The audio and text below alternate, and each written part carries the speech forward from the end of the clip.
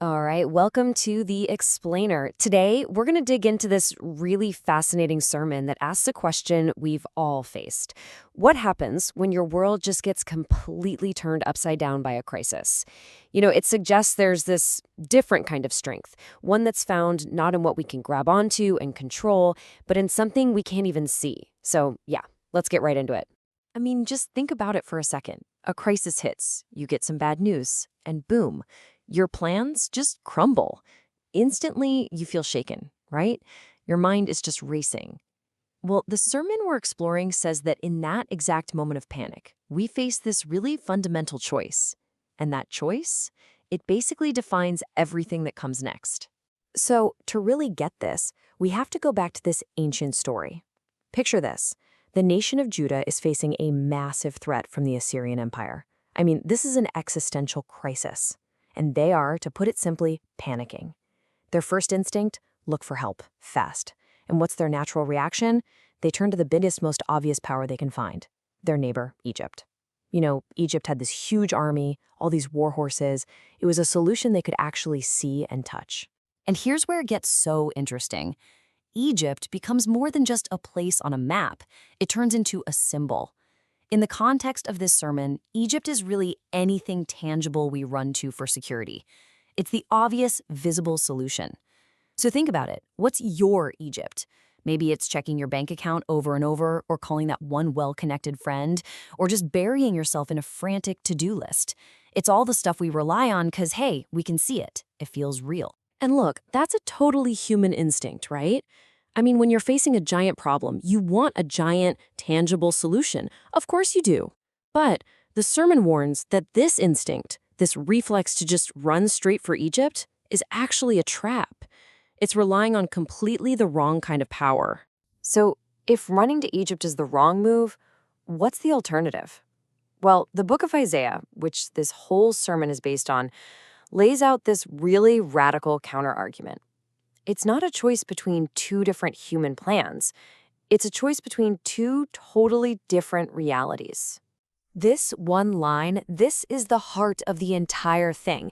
It draws such a clear line in the sand. On one side, you've got humans and flesh, stuff that's limited, it's temporary, it eventually runs out. And on the other side, you've got God and spirit, unseen, unlimited, and eternal. So here's the bottom line. When we rely on Egypt, on the flesh, we're basically betting on a resource that has an expiration date. The sermon points out that the scripture warns this path is a dead end where everyone involved, the helper and the one being helped, will fall together. It's just a temporary fix that's doomed to fail. The other path, the way of faith, is all about trusting in the Spirit, that unseen, eternal power that offers real rescue. Okay, this all sounds great in theory, but what do you actually do when that panic hits? When your heart is pounding and you just feel totally overwhelmed? Well, the sermon gives a super practical, step-by-step guide for that exact moment. And this isn't about just sucking it up and pretending you're not scared. It's the total opposite. Step one is just to acknowledge it. To say to yourself, wow, I am really shaken right now. You name the feeling. The sermon says this isn't weakness, it's just awareness. But the absolute crucial move is step 3. Before you start making calls, before you make a single plan, before you run to Egypt, you just pause. You turn your focus to the unseen. You reorient yourself first, and then you act. And to show just how easy this is, the sermon uses this awesome analogy of a direct pipe. Because this source of help is spirit, not flesh, it's not stuck in one place. You don't have to go to a special building or anything. You could be in your office, in your car, right in the middle of a meeting. That connection is always, always open. Now, the sermon takes this idea and goes even deeper with what might be its most powerful insight. It completely reframes the old concept of idolatry. It's not about bowing down to statues.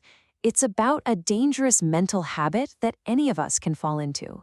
This is a total game changer.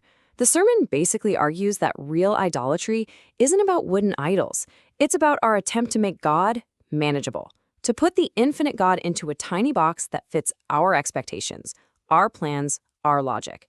It's trying to shrink God down to the size of our own understanding. The God that's being described here is the exact opposite of that.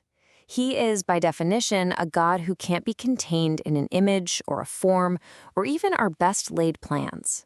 This is the creator of the entire universe, a power that works in ways that often make no sense to us and go way beyond what we could ever imagine. So to really trust this God means you have to let go of that need to control the outcome. So what does this all boil down to? What's the big takeaway?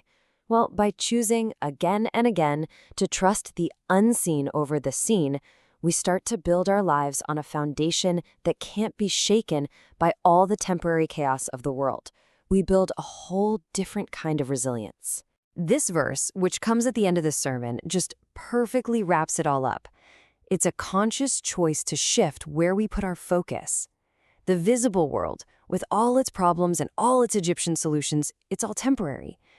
But that unseen spiritual reality, that's eternal. And when you practice this mindset, the sermon says you become spiritually and emotionally durable. The speaker uses words that mean you become strong, tough-spirited, even bold.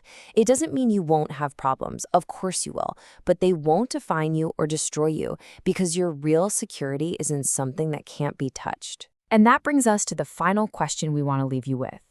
If the things we can't see are actually more real and more permanent than the things we can, how does that change your definition of strength? It's a thought that might just change everything about how you face your next crisis.